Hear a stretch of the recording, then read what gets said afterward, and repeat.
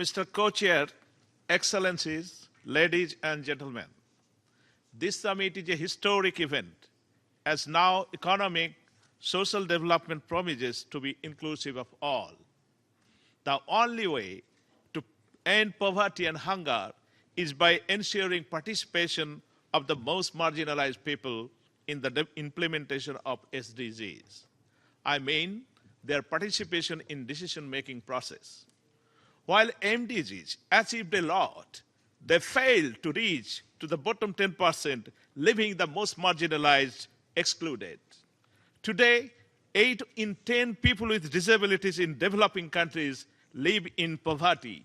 Only 10% children with disabilities in Asia and Africa go to school. That must be stopped.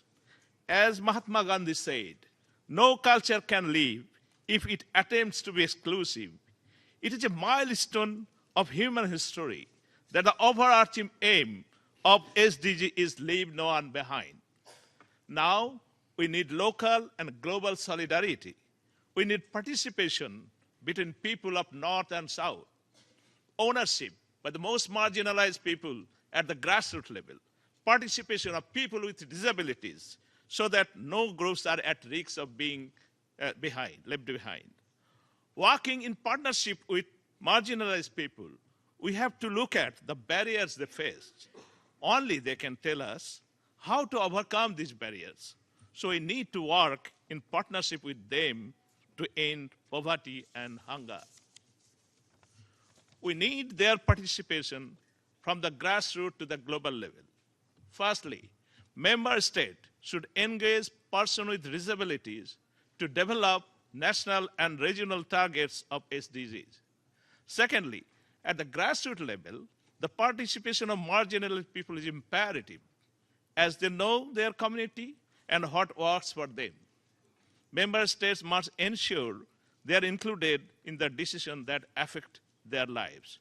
The foundation of disability movement is nothing about us without us.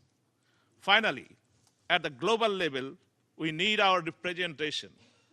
The United Nations should ensure participation of women, persons with disabilities, older persons, indigenous people, youth, ethnic minorities, and others in the high-level political forum to review progress of SDGs based on data disaggregated by sex, age, and disability. The targets of SDGs will only be met if all segments of the society, political, economic, and social, reach an agreement to bring transformative change in the lives of every citizen. This time, we need the development goals to work for everybody.